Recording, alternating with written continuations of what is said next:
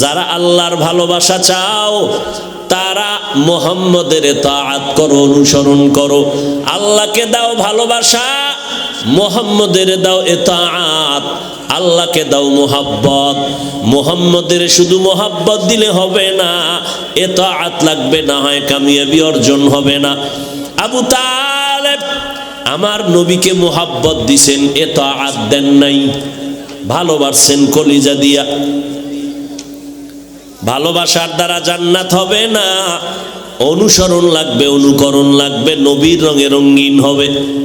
বর্তমানে নবীর রংটা কি? নবীর রেখে যাওয়া সুন্নত হলো নবীর রং। যারা নবীর রঙে রঙিন হতে চাও তারা মদিনার সুন্নতের রঙে সেজে যাও।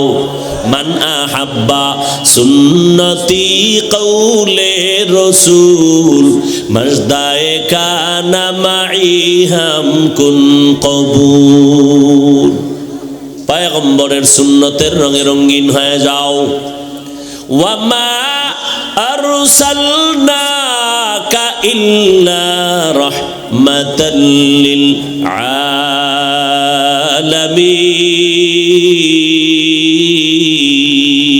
আলামিন। আল্লাহ তাআলা বলেন রহমাতাল লিল আলামিনের তরজমা অনেকে করে উভয় জগতের রহমত। না, আলামিন শব্দের অর্থ উভয় জগৎ না, জগৎ সমূহ। উভয় মানে দুই জগৎ, দুনিয়ার জগৎ, আখেরাতের জগৎ না। রুহের জগৎ একটা আলাদা জগৎ, আলমে বরজাক কবর জগৎ একটা আলাদা, আলমে আখেরাত, আখেরাতের বিচারের জগৎ আর একটা আলাদা জগৎ, জান্নাত ও জাহান্নামের আর একটা জগৎ। উভয় জগতের জন্য আমার নবী রহমত এমন না। আল্লাহর নবীকে আল্লাহ বলেন আমি আপনাকে জগৎ সমূহের জন্য রহমত করে পাঠাইলাম। রুহের জগতের জন্য আপনি নবী রহমত। আল্লাহ হলেন রব্বুল আলামিন, আপনার আমার নবীকে বানাইলেন রহমাতুল লিল আলামিন। जहाँ तक है रबूबियत खुदा के वहाँ तक है नबूवत मुस्तफा का। रबूबियत खुदा की है जहाँ तक नबूवत मुस्तफा की है वहाँ तक शरीयत हो तरीक़त हो तमामी हकीकत में मुहम्मद की गुलामी। আমার নবী রূহের জগতের জন্য রহমত। আল্লাহ নিজে হলেন শিক্ষক, রূহের জগতের সমস্ত আত্মারে বানাইলেন ছাত্র। আল্লাহর শিক্ষক হয়ে ছাত্রদের সবক পড়াইলেন। সবকের বিষয়বস্তু হলো তাওহীদ, আল্লাহর একাত্মবাদ নিয়া। আল্লাহ ছাত্রদের বললেন আলাস্তু বিরব্বিকুম, আমি কি তোমাদের রব নয়? সব আত্মাগুলো চুপচাপ, কোনো আওয়াজ নাই। সর্বপ্রথম রহমতের নবীর আত্মা থেকে জবাব আসলো বালা, হ্যাঁ আপনি আমাদের রব।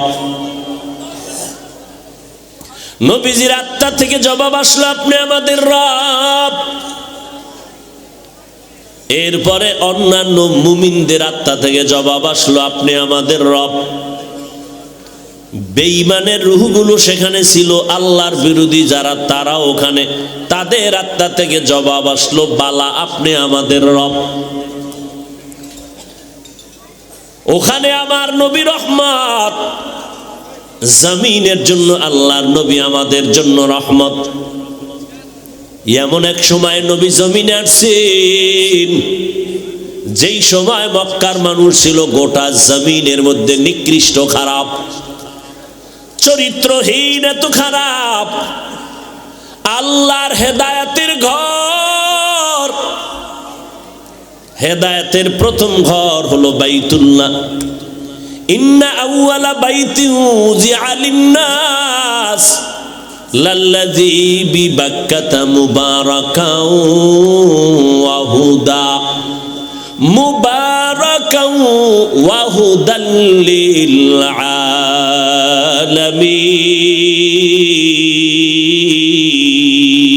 আলামিন। আল্লাহ জমিন বানাইলেন, জমিনটা বানাইয়া প্রথম একটা জমিনে ঘর বানাইলেন, জমিনে কোনো বাসিন্দা নাই, প্রথম বানাইলেন একটা ঘর, নাম হলো বাইতুল্লাহ, বাক্কা নগরীতে আল্লাহ একটা ঘর বানাইলেন।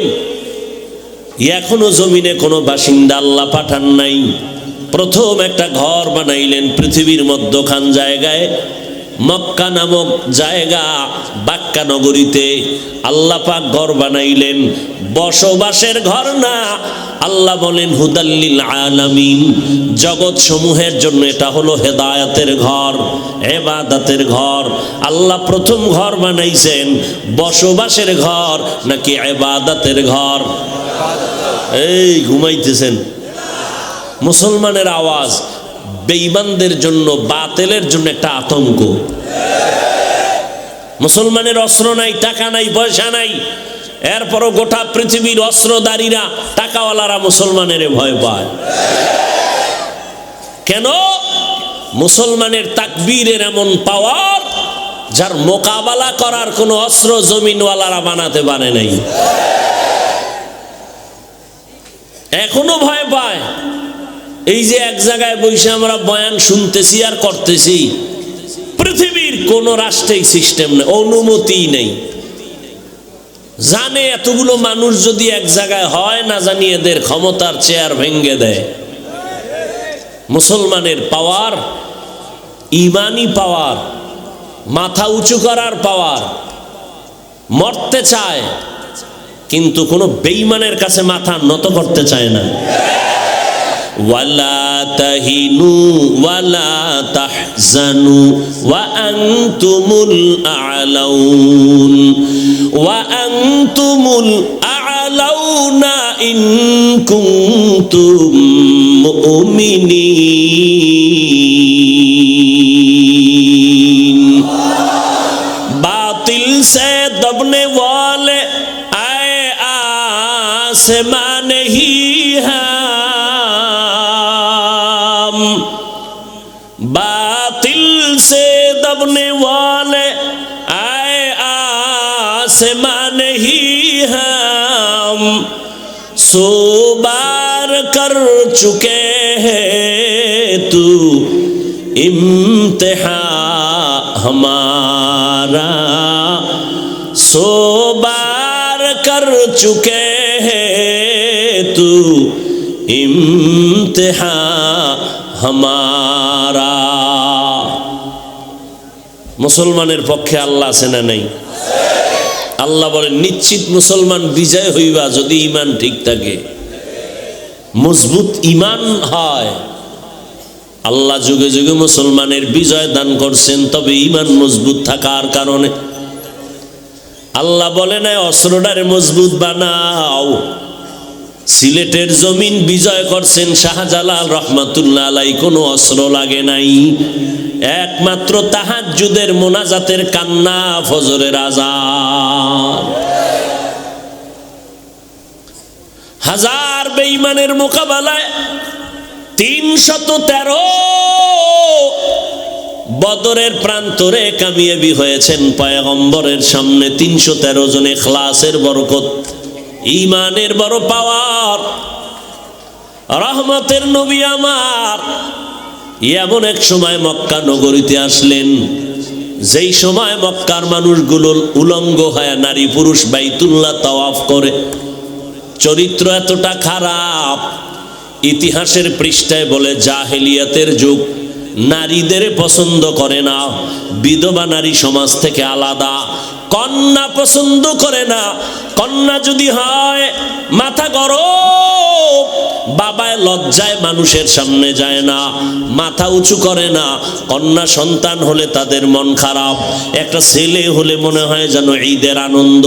বর্তমানেও ওই জাহেল বেঈমানের কিছু পাঁচাটা গোলাম জমিনে আছে, ঘরের মধ্যে যদি কন্যা সন্তান হয় রাগ কইরা বিবির সাথে কথা কয় না। আছে না নাই? আচ্ছা, কন্যা হইল কেন বউয়ের সাথে রাগ করে? সন্তান ছেলে হোক মেয়ে হোক, এটা কি স্ত্রীর কোনো কৃতিত্ব আছে? যদি হিসাব করা হয় তাহলে তো বাবার দোষ হবে, কারণ বাবার পানি মা আমানত রাখেন। মহিলা বেচারি দুনিয়ার কাজের মধ্যেও স্বামীর আমানত রক্ষা করেন, কষ্ট করে, ঘুমাতে পারে না, খেতে পারে না। তাকে পুরস্কার দেওয়া উচিত যে তোমার বাচ্চাটা আমি গর্ভে ধারণ করলাম, এটা এখানে আমি শুধু ধারণ করতেছি, আমি বহন করতেছি বোঝা, বোঝা তোমার, বহন করি আমি, দিয়েছো বোঝা তুমি, এখানে আমার কি? মায়ের কোন অপরাধ আছে? মূর্খ জাহেল স্ত্রীর সাথে রাগ করে কথা বলে না, কন্যা হলো কেন? আসলে স্বামীরও দোষ না, স্ত্রীরও দোষ না, কন্যা দেখ আর ছেলে দেখ, কে দেয়? লিল্লাহি মুলকুস সামাওয়াতি ওয়াল আরদ ইয়াহাবু লিমান ইয়াশাউ ইনাসা ওয়া ইয়াহাবু লিমান ইয়াশাউ যুকুর আও ইউযাওয়িজুহুম যুকরানা ওয়া ইনাসা ওয়া ইয়াজআলু মান ইয়াশাউ আকিমা ইন্নাহু আলিমুন কাদির। আল্লাহ বলেন, আসমান জমিনের মালিক আমি আল্লাহ। কাউকে আমি আল্লাহ ছেলে দেই, কাউকে মেয়ে দেই, কাউকে দোনোটাই দেই, কাউকে আমি কোনোটাই দেই না। ক্ষমতা কার? আহ, মা শুধু বোঝা বহন করেছেন, এজন্য তাকে পুরস্কার দেওয়া দরকার। যেই আম্মা জানের কণ্ঠের আওয়াজ ভেতরের দরজা দিয়া সামনের বারান্দায় আসে না, মা এত লজ্জাশীলা মা, জোরে চিল্লায়া কথা বলে না, কারণ কণ্ঠটা নারীদের জন্য পর্দা। আম্মা জানেরা শরীরটাকে ঢেকে রাখবেন, এটা যেমন ফরজ, আম্মাজানদের কণ্ঠকেও কন্ট্রোল করাটাও ফরজ, কারণ কণ্ঠ দিয়া কেউ যেন বিপদগামী হতে না পারে। আল্লাহ আয়াত নাজিল করে কণ্ঠকে হেফাজতের কথা বললেন। ইয়া নিসা আন-নবী লাস্তুন্না কা আহাদিম মিনান নিসা ইনিত্তাকাইতুন্না ফালা তাখদা'না ফিল কওল ফায়াতমা আল্লাযী ফী কলবিহি মারাদ ওয়া কুলনা কাওলাম মা'রুফা। নারীদের কণ্ঠকে মিডা লাগায় না, মধুর আওয়াজ দিও না রে নারী, কণ্ঠকে হেফাজত করো। আম্মা জান কণ্ঠকে এতটা কন্ট্রোল করেন, ভিন্ন পুরুষের সাথে চিল্লায় কথা বলেন না, কিন্তু আমি যেদিন দুনিয়াতে আসব ওই দিন আম্মা জান এত চিৎকার দিলেন অজান্তে, অনিচ্ছায়। আম্মা জানের কণ্ঠের আওয়াজ আর চিৎকারের আওয়াজ শুধু ঘরের ভেতর থেকে সামনের বারান্দা না, পাশের বাড়ির মানুষগুলো সজাগ হয়ে গেল, ঘুমাতে পারে না। জীবনের মূল কষ্ট মায়ের, জীবনের মূল কষ্ট মায়ের, প্রসব বেদনা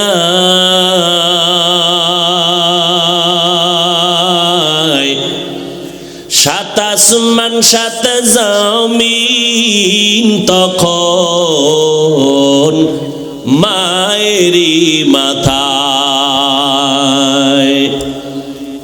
জীবনের মূল কষ্ট মায়ের, প্রসব বেদনা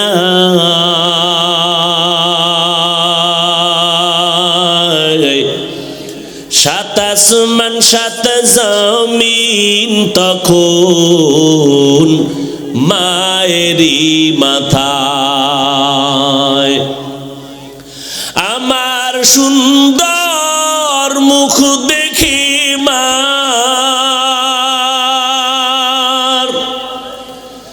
আমার সুন্দর মুখ দেখে মায়ের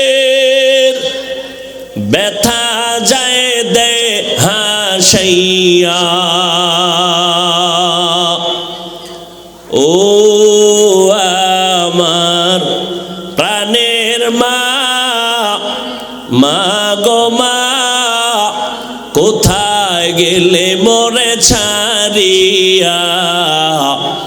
জনম দুঃখী ইয়াতীম আমি, চাই না কেহ ফিরিয়া। আমি যখন ছিলাম আমার মায়ের উদরে,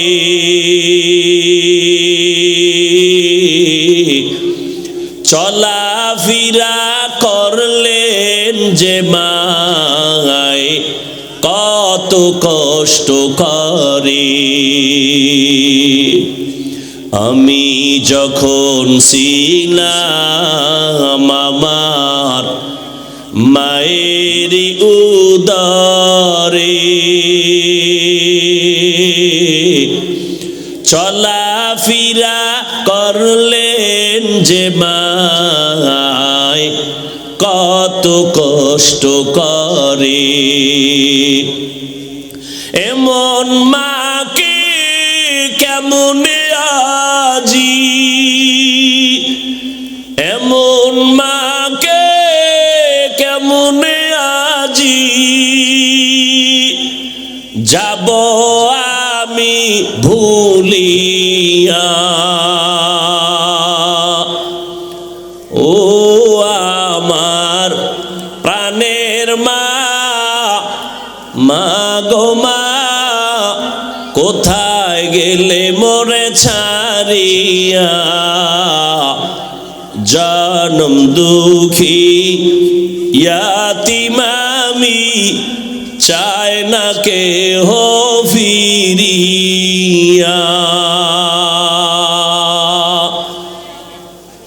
আম্মা জানের আওয়াজ এতটা প্রকাশ হয়ে গেল যে আওয়াজের কারণে পাশের ঘরের মানুষগুলো সজাগ হয়ে গেল। আল্লাহ তাআলা বলেন, আমি আল্লাহ চাইলে কাউকে ছেলে দেই, কাউকে মেয়ে দেই, কাউকে দোনোটাই দেই, কাউকে কোনোটাই দেই না। ক্ষমতা কার? আহ, রহমতের নবী জমিনের মধ্যে আসছে যেই সময় মক্কার মানুষ কন্যা সন্তানকে অভিশাপ মনে করে। আমার নবী রহমত হয়ে আসছেন, মক্কার জমিনে রহমত শুরু হয়ে গেল। আল্লাহর নবী এসে জাহেলদের সব ধারণাকে মুছে দিয়া শান্তির ধারণা মানুষের অন্তরে ঢুকায় দিলেন। এরে নবীর আশেকের দল, মদিনার নবী বলেন, এই উম্মতেরা, একটা কন্যা যদি পাও তুমি একটা জান্নাতের মালিক হয়ে গেছো। আরো আস্তে করে বলে, খারাপ লাগে আপনাদের? দুইটা কন্যা পেয়েছো, তুমি দুইটা জান্নাতের মালিক। যারা তিনটা কন্যা পেয়েছো, তুমি তিনটা জান্নাতের মালিক হয়ে গেছো। বিশ্ব নবী, যার কোনো তুলনা আছে? কোনো তুলনা? আমার নবী রহমাতুল লিল আলামিন। আল্লাহ আর কাউকে রহমাতুল লিল আলামিন বানান নাই। আমার নবী এত দামি, যার কোনো তুলনা নাই। আল্লাহ পাক আমাদেরকে এমন একজন নবী দান করেছেন, যেই নবীর বরকতে আমরাও বরকতপূর্ণ হয়ে গেছি, যেই নবীর বরকতে মজলিসটাও বরকতপূর্ণ হয়ে গেছে। এরে নবীর আশেক এতগুলো মানুষ আজ এই মাদ্রাসার মাঠে, এতগুলো মানুষ বসে আছেন, কাউকে টাকা দেওয়া হয় নাই, বরং মাদ্রাসার জন্য টাকা রেখে দেওয়া হলো।